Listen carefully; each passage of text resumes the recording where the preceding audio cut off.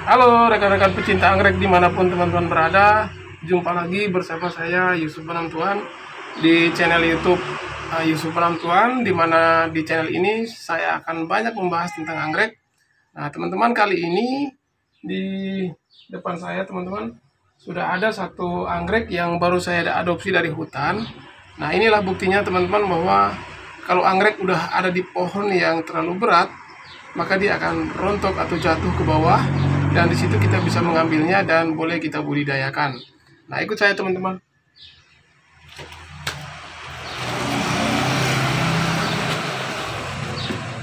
Nah, ini dia teman-teman.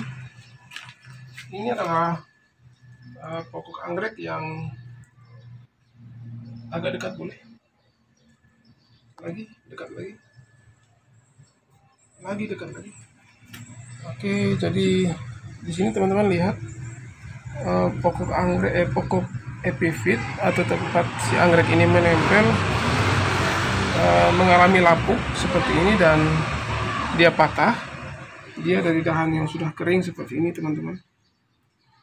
Nah, ini adalah anggrek Viola joflavens atau anggrek besi Papua. Nah, batangnya berbentuk simpodial atau berumpun seperti ini. Ini ada satu kesatuan yang tidak bisa dipisahkan dari anggrek itu sendiri, sebab anggrek ini sangat-sangat spektakuler, sangat-sangat baik teman-teman. Ini juga terdapat anggrek jenis lain yang juga tumbuh di atasnya.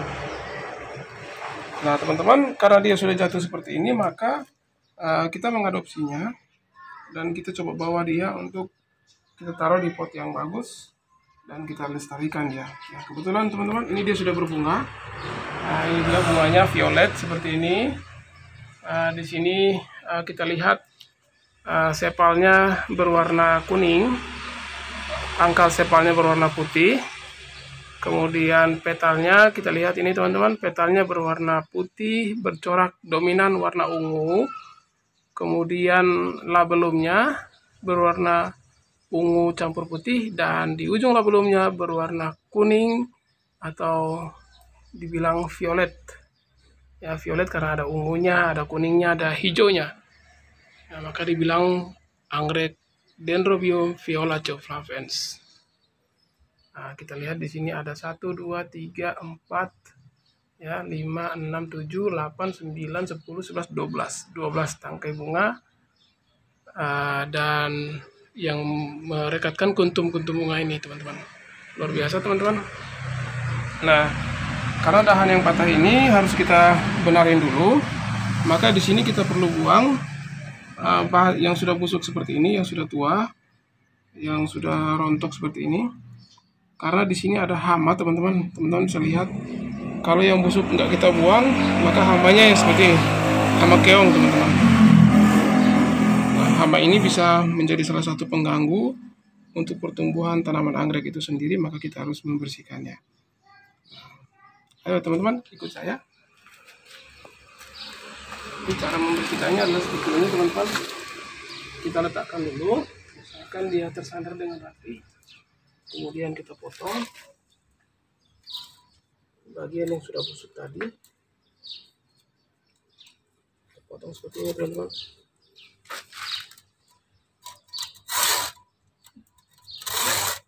Kenapa menggunakan gergaji? Karena dengan memotong menggunakan gergaji, maka pelukannya akan teratur, sehingga tidak menyebabkan menimbulkan penyakit baru seperti jamur.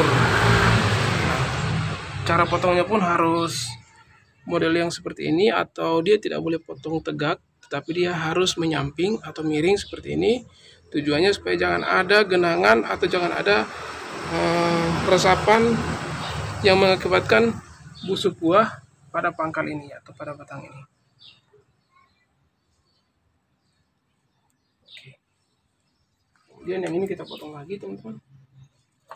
Bagian yang hijaunya kita biarkan karena dia simpodial berbentuk rumpun, jadi yang kita ambil hanya bagian-bagian yang sudah tidak berguna saja. Sedangkan yang masih berguna atau berwarna hijau yang masih bisa potensi mengeluarkan akar, sengaja kita biarkan.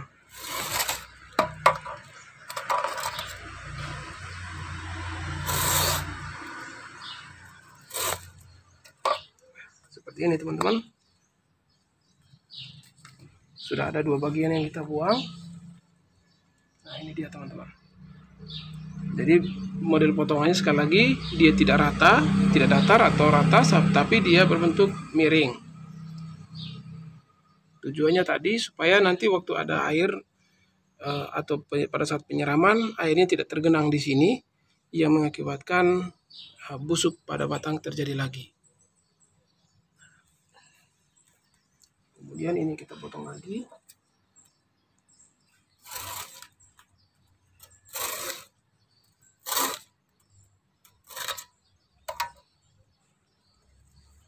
Oke. Nah, ini dia teman-teman, potongan-potongan yang sudah jadi.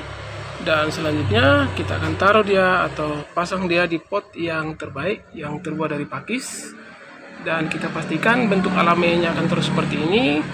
Dan dia tidak mengalami banyak rekonstruksi atau perubahan, sehingga dia bisa cepat untuk beradaptasi di tempatnya yang baru atau di potnya yang baru teman-teman.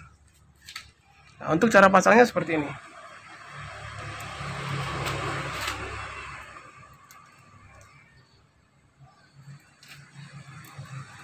Kameramen boleh mendekat.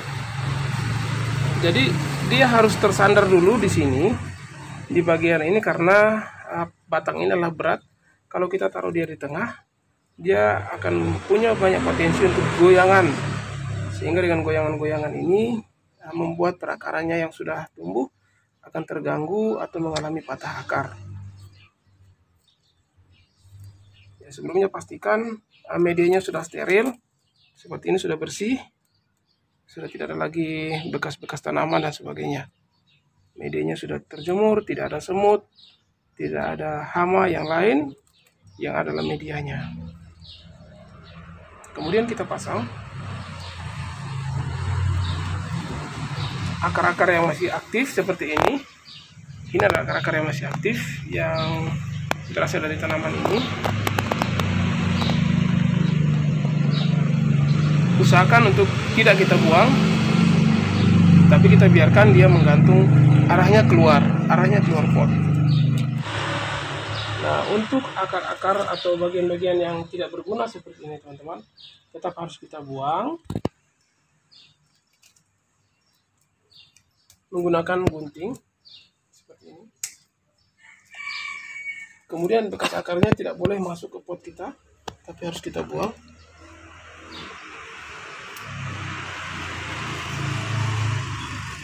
Lagi bagian akar yang panjang harus berada di luar pot. Akar-akar yang panjang dia harus ada di luar pot seperti ini.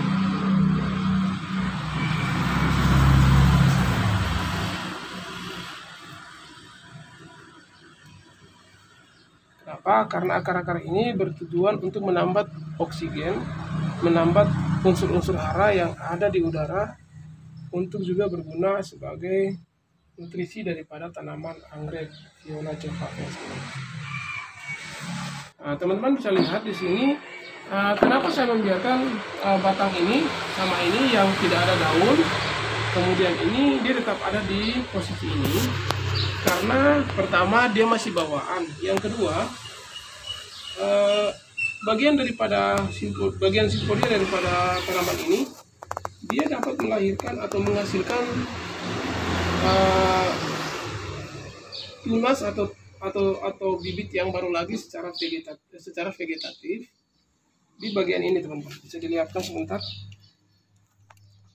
Bagian ini akan tumbuh anakan atau perbanyakan vegetatif yang akan dikerjakan oleh bagian rumpun daripada bagian ini. Jadi tidak kita buang bagian yang kering ini lalu ini, tapi juga di sisi lain juga ada nilai seninya atau estetikanya. Jadi nantinya dia akan bertumbuh dan berkembang ke arah sini. Nah, oleh karena itu bagian dasarnya harus kita pasangkan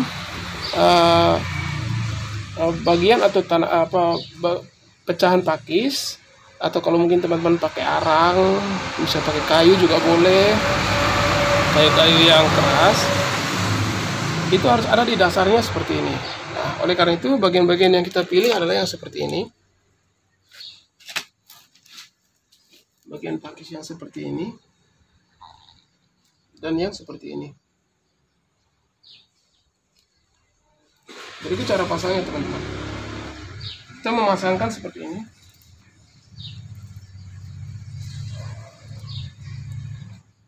Kemudian yang lembut, pakis yang lembut seperti ini di bagian sisi kirinya.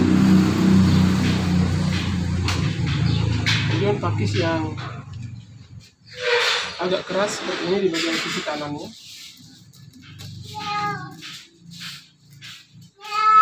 Kemudian berturut pakis-pakis yang keras.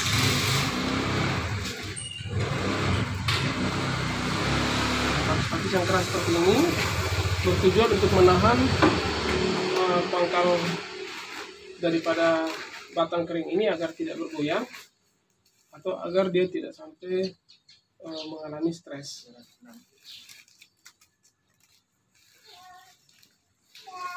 Seperti ini teman-teman. Terus kita kasihkan yang bagian yang padat atau pakis-pakis yang padat seperti ini.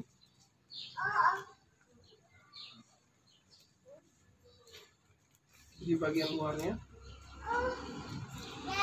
Nah teman-teman bisa perhatikan, untuk bagian yang padat kita kasih di sisi yang jauh daripada kemungkinan pertumbuhan baru atau perakaran baru daerah sini. Tujuannya nanti kalau ada tanaman atau ada tunas yang baru muncul, dia tidak akan terganggu oleh hadirnya pakis-pakis yang keras ini. Bagian-bagian yang keras-keras seperti ini.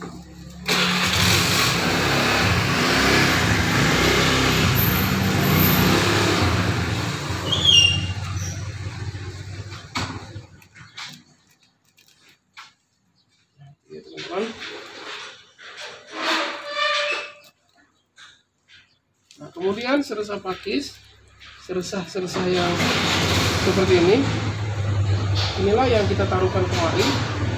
Itu tadi dengan tujuan yang sama supaya pada saat pertumbuhan baru tidak terganggu.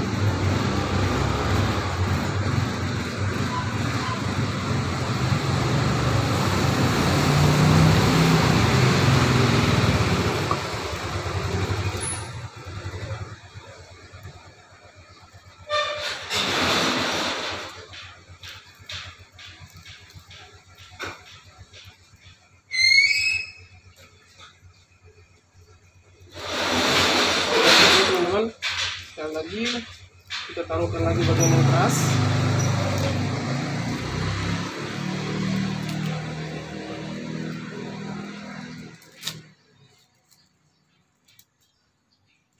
Nah, jadi dia akan membentuk seperti kawah. Ya, tujuan kawah tadi jangan sampai dia ada shock atau stres, tapi dia bisa ada ruang untuk bertumbuh dan kita bisa mendapatkan pertumbuhan yang lebih baik lagi.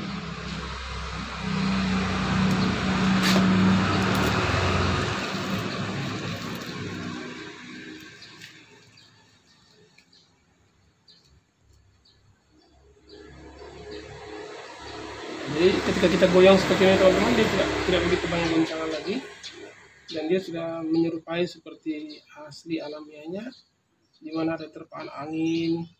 Di alamnya kan dia sering diterpa sama angin, dia juga diterpa sama hujan, panas dan sebagainya. Nah, tapi kali ini dia sudah kokoh seperti ini teman-teman. Dia kita goyang, dia juga nggak pernah goyang dan dia bisa lebih adaptif di tempat yang baru.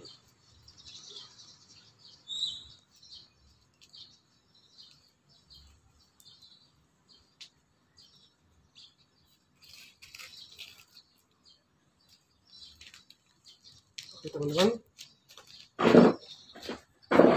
jadi sekian dulu tips atau cara menanam anggrek yang kita adopsi dari hutan, dari dahan yang patah, yang dapat kami sampaikan di kesempatan kali ini. Semoga bermanfaat ya teman-teman.